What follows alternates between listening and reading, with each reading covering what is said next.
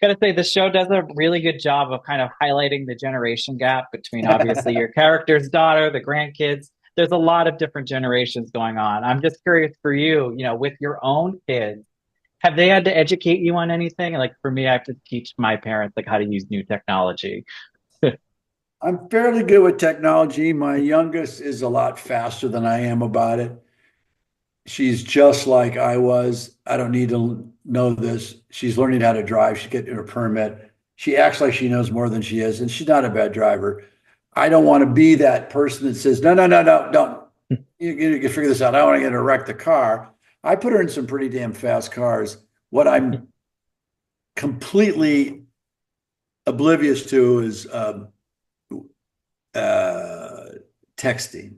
I'm pretty Okay. good at it. I can't believe this LMOOU left. The abbreviations, like we used to call it pig Latin when I was in elementary and high school, and all the girls had this language, ifsne, oofsne, whatever it was, and I Of never got course. that. And I don't, and that I don't. Some of these are. It's such a language that it will develop into a language. And it's funny, these kids know. There's a couple text strings my daughters have given me, and I think they're messing with me because some of it. Why don't you just say that? And then one of the big jokes was I told him this was actually on Last Man Standing. I told one of the girls, I said, if I got this new device that you poke in numbers and then the other person's voice pops up. And they go, what? Yeah, you just poke in these numbers. And then there's a bell. And then you can actually talk. And they go, what is that? I go, it's called a telephone.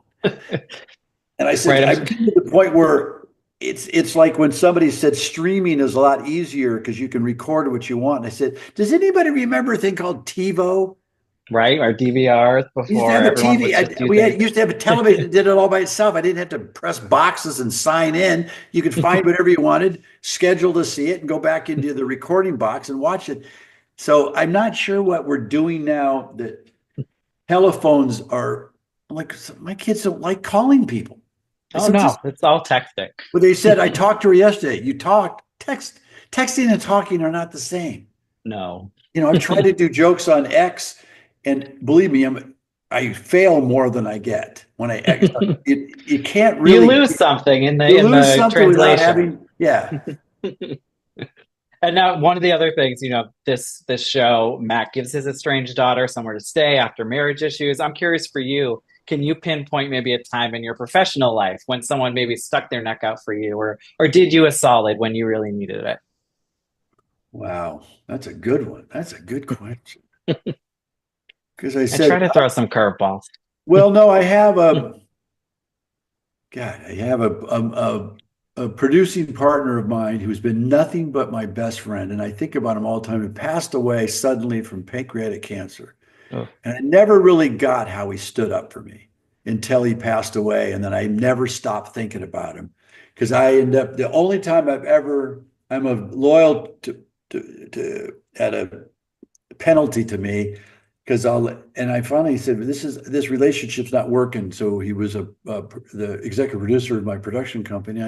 I let him go. I said one day, just said, I don't, this isn't working for me. And he just looked at me and said, why didn't you let me know this ahead? I mean, it was so, and I go, I don't know why I didn't do that. And then we never not became friends. We were still close friends after that.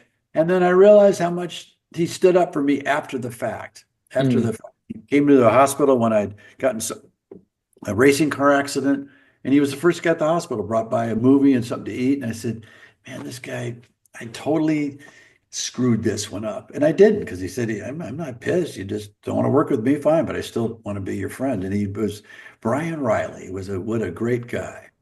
Well, we all need people like that in our lives. All right. Well, thank you, Tim. It's been a pleasure chatting with you. Happy Friday. Have a great weekend and happy holidays. Happy holidays.